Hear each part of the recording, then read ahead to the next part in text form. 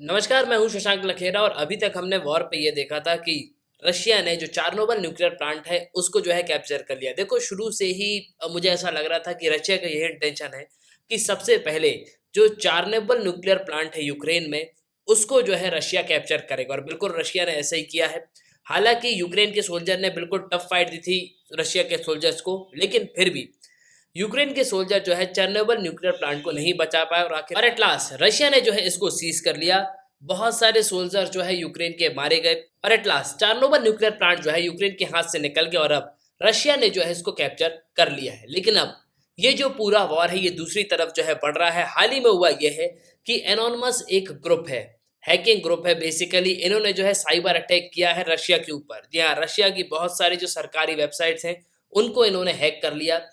कई समय तक जो है यहाँ पे सर्वर डाउन रहा। इसके अलावा जो RT.com है उसका भी जो है सर्वर यहाँ पे इन्होंने हैक कर लिया। मतलब पूरा जो है कोलैप्स कर दिया इन्होंने रशियन गवर्नमेंट को। रशियन गवर्नमेंट की ऑफिशियल वेबसाइट जो है इन्होंने हैक कर ली। आप ट्वीट भी देख सकते हो, ये ट्वीट है एनोनिमस की। Anonymous is currently involved in operations against the Russian Federation. Our operation are targeting the Russian government. There is an inevitability that the private sector will most likely to be affected too, while this account cannot claim to speak for the whole. Basically यहाँ पे ये कह रहे हैं कि जी हाँ, जो Russia में साइबर अटैक हुआ है वो हम ही नहीं किया है और हम यूक्रेन को जो है सपोर्ट कर रहे हैं। देखो ऐसा नहीं है कि ये जो है सिर्फ रशिया पे ही अटैक करता है, नहीं। पिछले अगर आप कई सालों में देखोगे तो एनोनिमस ने बहुत सारे देशों पे जो है साइबर अटैक किए हैं। तो काफ़ी कुछ जो है हम पे डिस्कस करेंगे। इस पे आर्टिकल भी है इंडिया टुडे का। Russia Ukraine war new update, hackers group declare cyber war on Russia. तो आज के समय ये वॉर सिर्फ टैंक्स फाइटर जेट्स तक सीमित नहीं है। अब इस वॉर की रेंज जो है बहुत ज्यादा बढ़ चुकी है। अब साइबर वॉर भी जो है शुरू हो चुका है। अब देखो पलटवार में रशिया भी जो है साइबर अटैक कर सकता है यूक्रेन के ऊपर। मतलब सिंपली साइबर वॉर के जो रिजल्ट्स हैं वो बहुत ही खतरनाक हो सकते हैं। तो काफी कुछ हम यहाँ पे डिस्कस करेंगे। उसके पहले अगर आप किसी भी एग्जाम की प्रिपरेशन कर रहे हो तो आप हमारे स्मार्ट कोर्सेज थ्रू कर सकते हो। आपको सिंपली करना क्या होगा, ऐप को डाउनलोड करना है, फिर आपको यहाँ पे साइन अप करना है। आप 2 वीडियोस लेक्चर देख सकते हो, डेमो लेक्चर होंगे।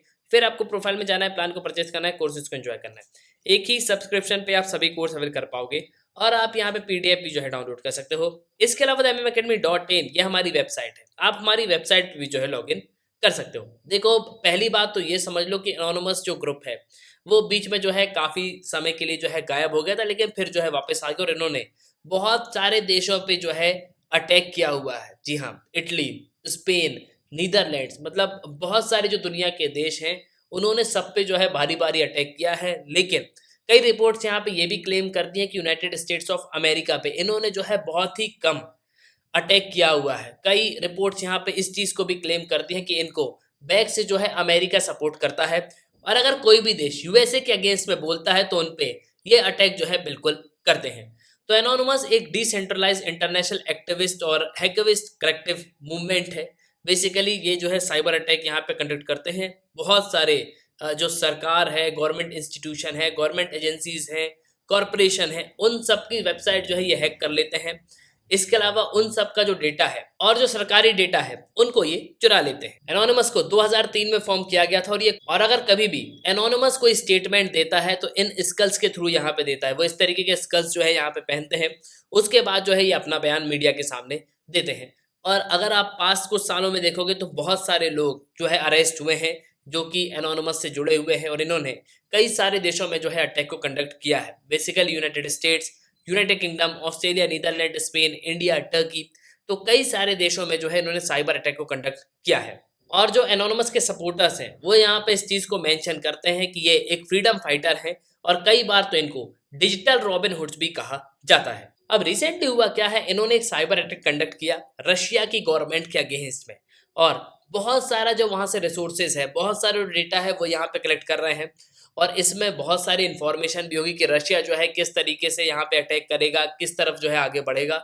मतलब रशिया के बहुत सारे प्लान्स भी जो होंगे वो आज के समय जो है एनोनिमस हैकर्स के पास पहुंच गए होंगे। और रशियन गवर्नमेंट की जो इंपॉर्टेंट वेबसाइट है, बहुत सारी वेबसाइट को जो है इन्होंने हैक कर लिया है।